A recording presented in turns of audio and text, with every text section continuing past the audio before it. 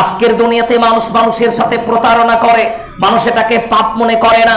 আপনি ঢাকা শহরের মানুষ, এই শহরে একজন আরেকজনকে ঠকালে নিজেকে চালাক মনে করে।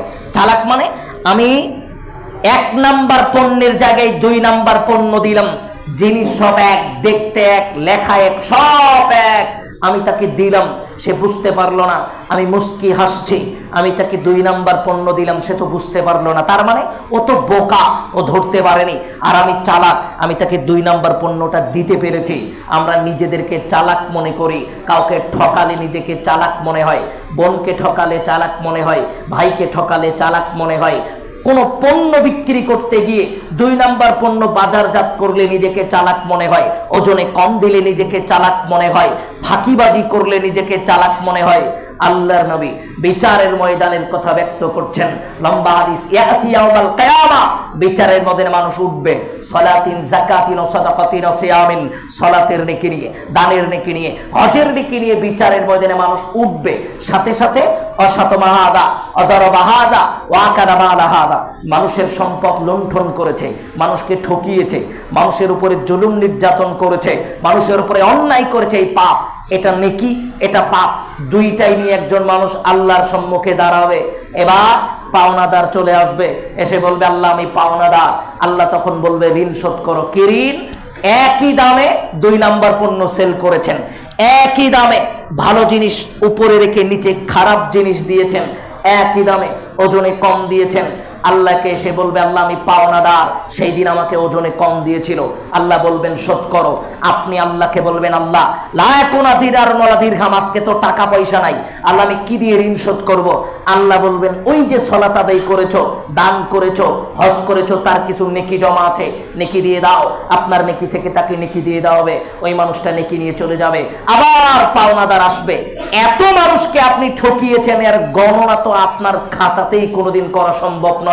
এত মানুষকে দুনিয়াতে ঠকিয়েছেন। সব মানুষ বিচারের মধ্যে আল্লাহর নিকটে আসবে, ঋণ শোধ করতে করতে, নেকি দিয়ে শোধ করতে করতে এক পর্যায়ে আল্লাহর নিকটে পাওনাদার আসবে। আল্লাহ বলবেন ঋণ শোধ করো নেকি দিয়ে। তখন আপনি বলবেন আল্লাহ টাকা পয়সা নাই তো নাই, কিছু নেকি ছিল, আল্লাহ নেকিও তো সব শেষ করে ফেললাম, আর তো নেকিও আমার নিকটে জমা নাই। তখন আল্লাহ বলবেন যেহেতু নেকি নাই, যত পাওনাদার দুনিয়াতে বাকি আছে, ওই পাওনাদারেরা দুনিয়াতে যত পাপ করেছে সমস্ত পাপ তোমার কাঁধে নাও। সমস্ত মানুষের পাপ আল্লাহ আপনার কাঁধে দিবেন, ওই পাওনাদার গুলোকে আল্লাহ জান্নাতে দিবেন।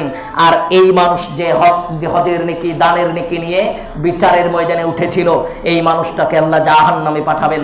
আল্লাহর নবী সাহাবীদেরকে বললেন ইন্নাল মুফলিসা মিন উম্মতি, আমার উম্মতের মধ্যে এরাই গরিব, এরাই মিসকিন, এরাই অসহায়। আজকের দুনিয়াতে আপনি আমি একজন আরেকজনের উপরে জুলুম নির্যাতন করছি, একজন আরেকজনের সাথে অসদাচরণ করছি, একজন আরেকজনের সাথে খারাপ ব্যবহার করছি, আমাদের নিকটে এটা পাপ মনে হয় না। আলোচনার প্রথম অংশে ভাইজান আমি আপনাকে যেটা উপদেশ দিতে চাচ্ছিলাম, আজকে একজন মুসলমান হওয়া সত্ত্বে আপনি আরেকজন মুসলমানের সন্তানের গায়ে হাত উঠাচ্ছেন নির্দ্বিধায়।